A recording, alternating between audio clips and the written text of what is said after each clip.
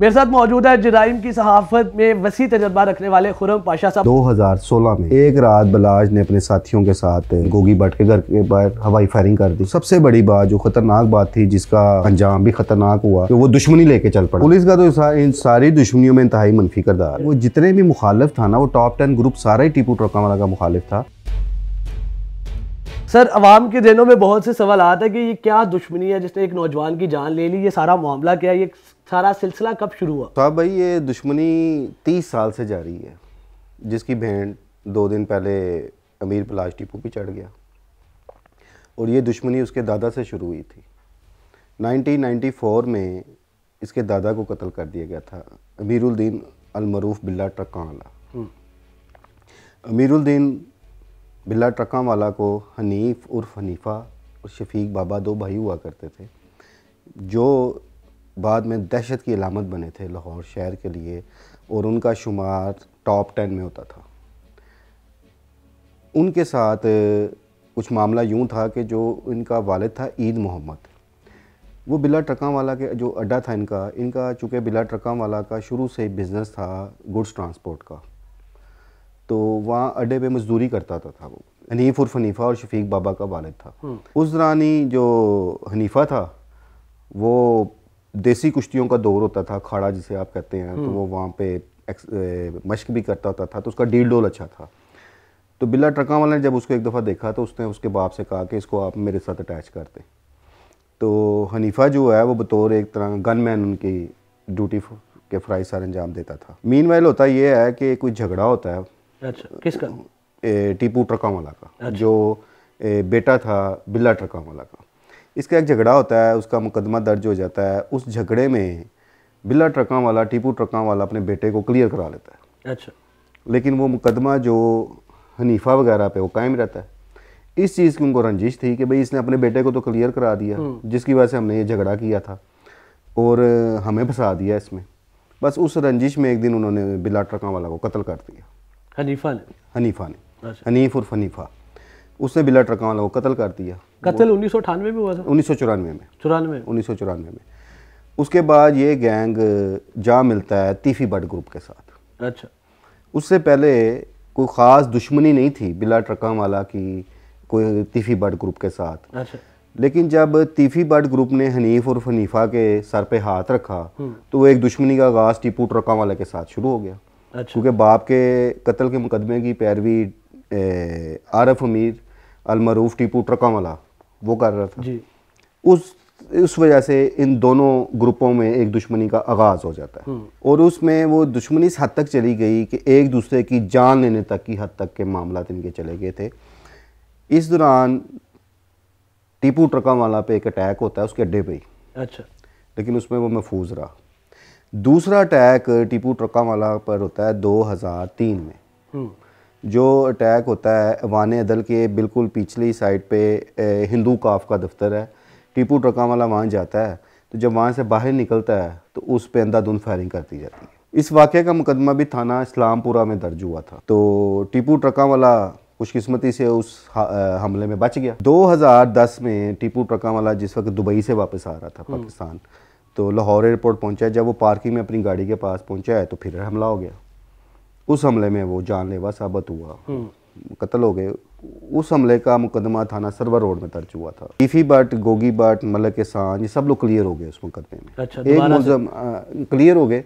और इस मुकदमे में एक मुलजम शहबाज साईं, वो एक पुलिस इंस्पेक्टर हैं, शफाक भट्ट उनके भाई है। अच्छा। शहबाज साईं चूँकि मफरूर था इस मुकदमे में, वो काफ़ी साल दुबई मुकीम रहा। उसे इंटरपोल ने दुबई एयरपोर्ट से गिरफ़्तार किया। अच्छा, कब की बात है? ये चंद साल पहले की बात है। अच्छा। और उसे गिरफ़्तार करके पाकिस्तानी हकाम के हवाले किया। तो उसके बारे में फिर ये सुना गया कि बलाज की शहबाज साईं के साथ सुलह हो गई थी। अच्छा। और उसके बाद जिस वक्त तीफी भट्ट ग्रुप में और मलक एहसान ग्रुप में पहले ही लोग इकट्ठे थे, फिर इख्तलाफात हुए, तो मलक एहसान साहब की भी जो है वो सुलह हो गई थी बलाज के साथ। और इन दिनों मलक एहसान ग्रुप जो है वो बलाज टीपू ग्रुप जो था उसकी सपोर्ट करता था। जो दुश्मनी के हालात थे, तो टीपू ट्रकावाला मरहूम ने अपनी लाइफ में ही बच्चों को दुबई मुंतकिल कर दिया था, ये वहाँ पढ़ रहे थे। अच्छा। टीपू ट्रकावाला के कत्ल के बाद फिर ये बलाच के सर पे इन्होंने गद्दी नशीनी जिसे आप कह लें, उसके सर पे ताज बना दिया जी बाप के मामलात को लेके चलने का। उस वक्त बलाच की उम्र 16 साल थी।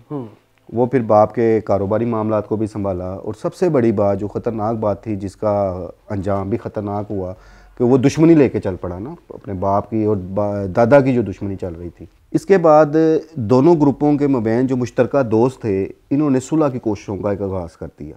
अच्छा। कि ताकि ये ख़ानदानी दुश्मनी को ख़त्म किया जाए, और उसमें खासी हद तक कामयाबी भी हो चुकी हुई थी। और इस दौरान बलाच की तीफ़ी भट्ट के साथ टेलीफोनिक जो एक कन्वर्सेशन का सिलसिला था वो भी शुरू हो गया हुआ था। अच्छा। आपस में टेलीफोनिक रब्ता भी था। लेकिन बलाच कोई इससे पहले कि कुछ फ़ैसला कर पाता, 2016 में एक रात बलाच ने अपने साथियों के साथ ग्वाल मंडी में मुकीम गोगी भट्ट के घर के बाहर हवाई फायरिंग कर दी। अच्छा।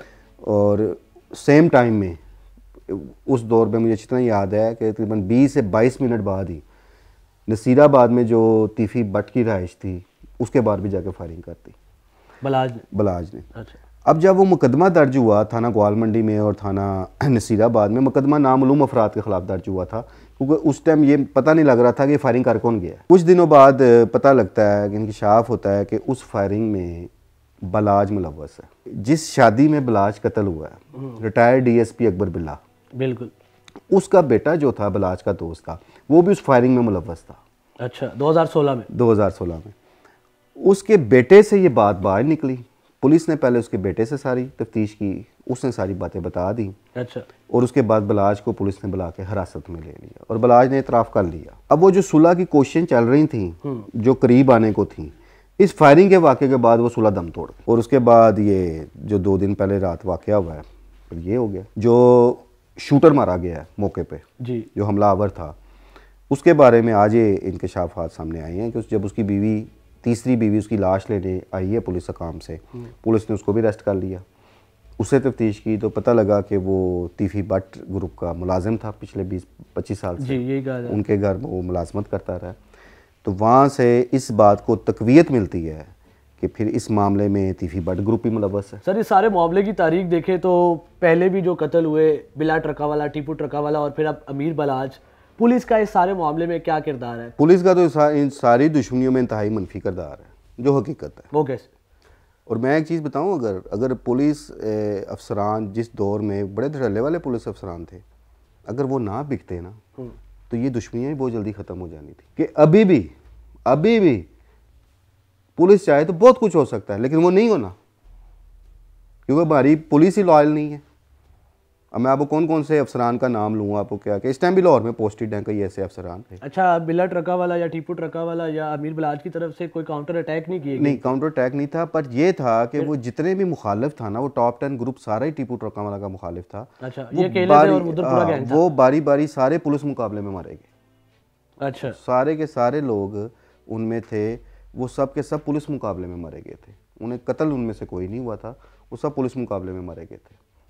आपका तजर्बा क्या कहता है कि 2016 से अभी तक ऐसा क्या मामला हुए कि अभी बात इस कदर बिगड़ गई कि अमीर बलाच टीपू का कत्ल कर दिया गया? देखें, दुश्मन जो होता है ना, वो ऑलवेज एक घात लगा के बैठा होता है। एक दुश्मन दूसरे दुश्मन का अच्छा नहीं सोचता। इस सारी खानदानी दुश्मनी में गोगी भट्ट साहब का क्या किरदार?